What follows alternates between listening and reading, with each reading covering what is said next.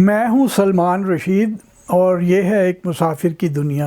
یہ آج کوئی سفر کی داستان نہیں ہے، یہ ایک چھوٹا سا ایشو ہے جس کے اوپر کوئی بھی بات نہیں کرتا، کیونکہ ہم سب ڈرتے ہیں، ہم سب یرغمال بنے ہوئے ہیں۔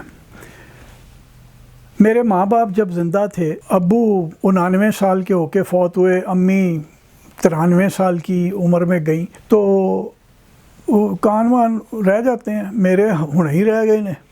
تو میرے ماں باپ نے دوستوں سے کہا ہوا تھا کہ بھائی اذان کے وقت فون نہ کیا کرو، کیونکہ کان پڑی آواز بھی سنائی نہیں دیتی۔ اور یہ نہیں تھا کہ وہ مذہب سے پھرے ہوئے تھے، بڑے نماز روزے کے پابند تھے اور تہجد بھی پڑھا کرتے تھے، تو مذہبی لوگ تھے، لیکن انہوں نے بھی لوگوں کو منع کیا ہوا تھا۔ ایک اور صاحب کے گھر میں گیا، بہت سال ہو گئے ہیں، انہوں نے کھڑکیاں لگوائیں، پہلے جو اوریجنل کھڑکیاں لگی ہوئی تھیں، بڑا سا گھر تھا ان کا، بڑے آدمی ہیں، تو انہوں نے پھر بعد میں یہ جو آج کل وہ ایلومینیم کی تو نہیں، وہ کوئی ایک سفید مٹیریل اور ہے، اس کی کھڑکیاں ڈبل گلیزنگ والی لگوائیں۔ میں نے کہا جی پھر گرمی سردی کا کوئی فرق پڑا؟ کہتے وہ تو فرق پڑا ہی پڑا، لیکن ایک اور بھی بڑا فرق پڑا ہے، باہر کے شور نہیں آتے۔ تو میں نے کہا یہاں کون سا شور ہے؟ کہنے لگے اذان کا۔ ہمارے یہاں لاہور میں اور شہروں میں، جہاں میں رہتا ہوں، یہاں اگر آپ 1 کلومیٹر کا ریڈیس کا دائرہ لگائیں تو اس کے اندر کم سے کم 25-30 مسجدیں ہیں۔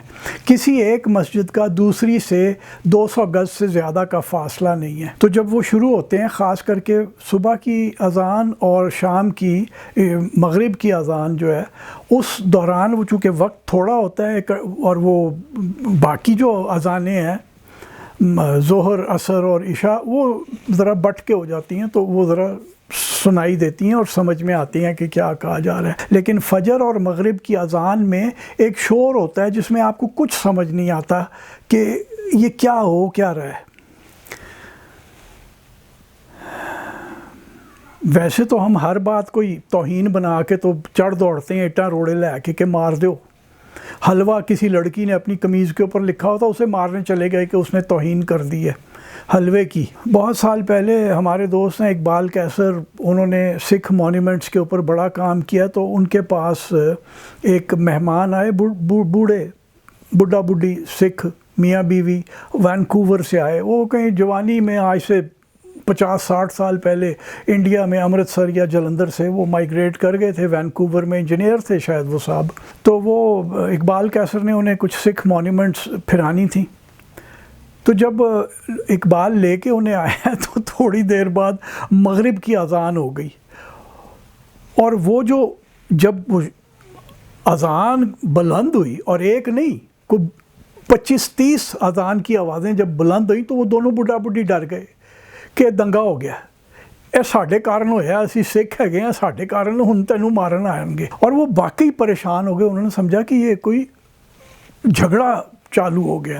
ایک اور واقعہ آپ کو سنا دوں، ہم گلبرگ 3 میں A3 کا جو علاقہ ہے، جس کے ساتھ وہ پرانا گاؤں کبوتر پورہ بھی پڑتا ہے، وہاں ہم لوگ رہتے تھے کرائے کے گھر میں، تو ساتھ میں، اور وہاں پہ بھی جب اکٹھی اذانیں ہوتی تھیں تو بہت زیادہ اذانیں ہوتی تھیں، تو ہمارے بہت سارے یورپین دوست تھے۔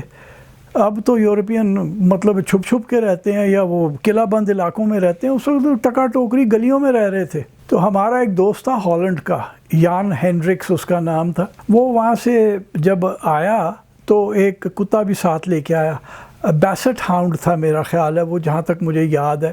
وہ ایک بار ہم ان کے گھر گئے تو مغرب کی اذان چالو ہوئی نا، تو وہ کتا رونا شروع ہو گیا، اور وہ ڈر کے صوفے کے نیچے گھس گیا۔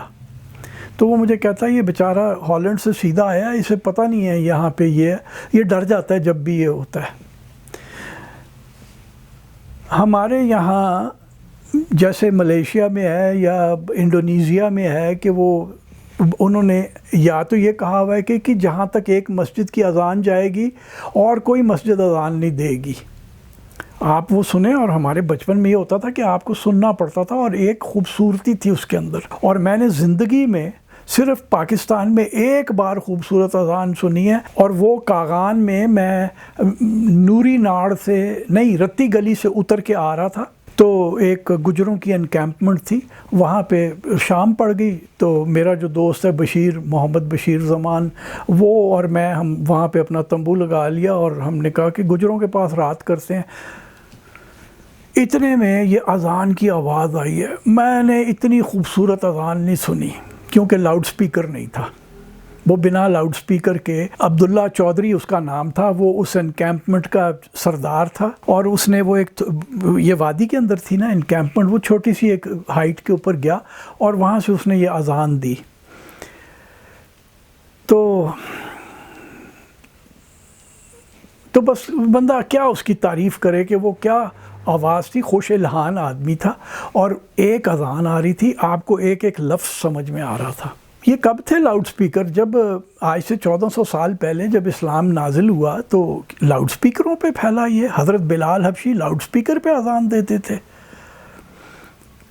یہ بیماری جو ہے نا، یہ آپ کو لگا کے دی CIA نے، یہ منحوس ادارہ 1946 میں کہ 47 میں بنا تھا دوسری جنگ عظیم کے بعد۔ اس کا جو باپ ادارہ تھا وہ OSS کہلاتا تھا، آفس آف اسٹریٹجک سروسز۔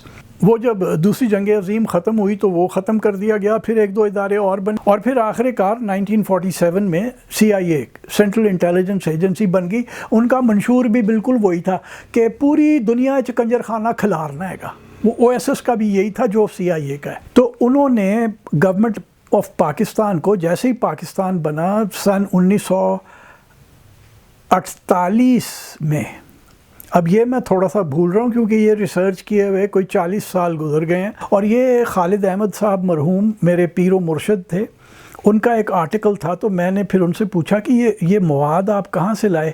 کہتے ہیں کہ یار تم اس سال کی اخباریں پڑھ لو۔ یہ یا تو دسمبر 1947 میں کام شروع ہوا یا دسمبر 1948 میں۔ CIA نے گورنمنٹ آف پاکستان کو کہا کہ آپ لوگ لاؤڈ سپیکر لگوائیں مسجدوں میں تاکہ اسلام کا بول بالا ہو، جیسے کہ 1400 سال سے بول بالا نہیں ہو رہا تھا، پہلے سگوں بہتا اور چنگا بول بالا سی، ہن والی کیفیت نہیں سی جڑی ہن اسی بنا لئی ہے تھے۔ تو انہوں نے CIA نے یہ آرڈر کیا، اور وہ آرڈر ہی کرتے ہیں اور ہم مانتے ہیں۔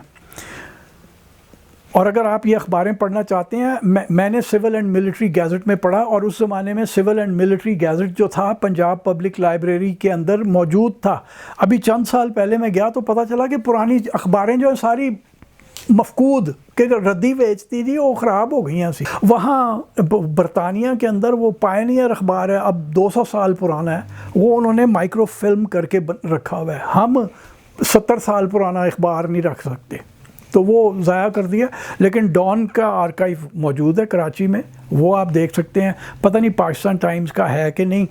اگر آپ لاہور میں رہتے ہیں تو شاید پنجاب یونیورسٹی کی جو سینٹرل لائبریری ہے وہاں پہ یہ اخباریں آپ کو مل جائیں گی، آپ کو جا کے ریسرچ کرنی پڑے گی کہ کس طرح انہوں نے یہ حکم دے کے لاؤڈ سپیکر لگوائے۔ تو مولوی اپ ان آرمز ہو گئے کہ نہیں، یہ شیطانی چرخہ ہے، یہ نہیں لگے گا۔ اس زمانے میں مؤذن مینار کے اوپر چڑھ کے اذان دیا کرتا تھا، اور آپ سوچ لیجئے کہ اس اذان کی خوبصورتی کیا ہوتی ہوگی۔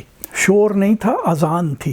مولوی آپ نامز ہو گئے کہ یہ شیطانی چرخہ ہے، یہ نہیں لگے گا، اور جناب نہیں لگوایا۔ پھر آخر مولوی بندہ بشر ہے نا، کسی ایک کو لقمہ دیا گیا ہوگا، گورنمنٹ نے کہا ہوگا بھائی یہ پیسے پھاڑ تے اللہ، ایک کو تو نہیں ہو سکتا، 8-10 کو شہر کے مختلف حصوں میں دے دیا ہو، اور وہ اس کی مسجد میں لاؤڈ سپیکر لگ گیا، اور اس کی جب اذان مطلب، اور اس کا خطبہ بھی دور دور جانا شروع ہوا جمعے کا، اور اس کی ہر تقریر دور دور جانی شروع ہوئی۔ پھر باقیہ نے کہا یار سانو کالے کتے نے وڈیا، اسی کیوں نہ لائیے۔ پھر جناب یہ بھگدڑ مچ گئی اور لاؤڈ سپیکر لگنے شروع ہو گئے۔ یہ 1948 فروری مارچ سے پہلے لاؤڈ سپیکر نہیں ہوتے تھے مسجد میں، مؤذن چڑھا کرتا تھا مینار کے اوپر اور وہاں سے اذان دیا کرتا ہے۔ اور میرا خیال ہے بادشاہی مسجد جیسی بڑی مسجد میں 4 مؤذن ہوتے ہوں گے، کیونکہ وہ چاروں طرف کھڑے ہو کے کرتے ہیں۔ اب یہ ہے کہ وہ ہر مینار کے اوپر 32 33 انہوں نے وہ لگائے ہوئے ہیں لاؤڈ سپیکر، اور اس سے وہ اذان دیتے ہیں۔